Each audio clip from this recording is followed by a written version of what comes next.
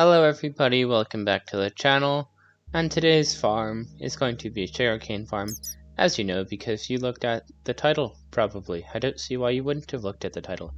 Anyways, this is like the most common redstone farm, and I have two versions in this video, one for early game that uses fewer resources, and one for late game.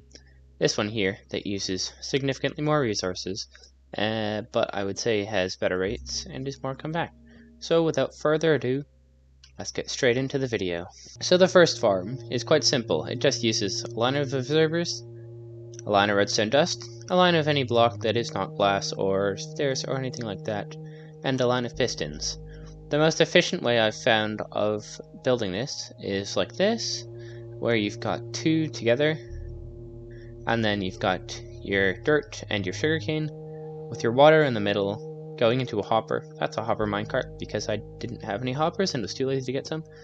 Then, optionally, a rail here with a hopper minecart on it. I removed it because I could not figure out how to turn the sounds for those things off.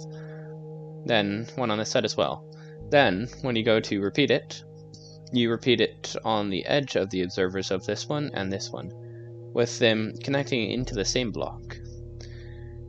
Then you've got the water stream here, and bam, you have your sugarcane farm. The reasons these are less efficient than the other ones that you can make is because when this activates, this observer here, because the sugarcane grows in front of it, it will activate all of them, which will cut all of the sugarcane, and then some of the sugarcane can go anywhere. Like, if I build this up here, they all landed in the water, but then if I do it again, one of them landed there. That one would not get picked up. This one would not get picked up unless you have the hopper minecart, which is why I would recommend using it. Another reason is because I believe, could be wrong, this could be misinformation, but I'm like 98% sure that this is true. When these things grow, they have to have a random tick, which is something in Minecraft that can be added every like 20 times, up to 20 times a second. And they need about 16 of these, if I'm correct. Don't trust me 100% on this though, because I just read it in the Wikipedia article when I was glancing over it. And then, if this one goes up and they all break, because these all break, they will lose their random ticks and all be reset to 0. Again, I'm not 100% sure about this fact either, but what makes the most sense to me from a game perspective, because I think that the game doesn't actually recognize this as one plant. I believe it recognizes it as two plants. This one, well, being good for early game and fairly simple to build, does not have the best rates and is not super compact. Look, like you've got two there, and then you've got two here, and then you would have like another two there. So it's not hyper amazing. This next one, well, it's not hyper amazing either, but it's quite good. This is a custom design by me. Somebody's probably done it before, as I like to say with all of my builds, but I made this of my own accord without any prior knowledge about these. So basically, how this works, is it's a row of observers. So they're all facing downwards, so you place them from up here.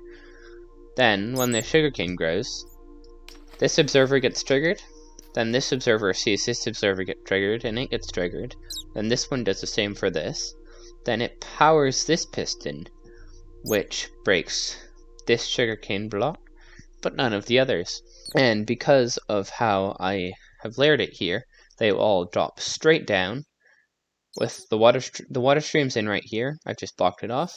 Oh, okay, see, you can see it right here. Water streams there. Then you've got this, drop straight down, then you put a minecart here, which I broke for sound reasons, and it was having issues. It was like going between this block and over here. So I broke it. Up here, for whatever reason, I didn't build the full thing.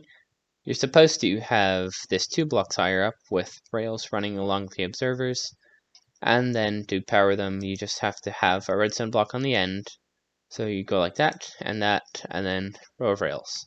And this, I believe, has a much more compact feel, and the reason it's more late game is because it requires a lot more quartz and redstone, and also, no, it requires the same number of pistons.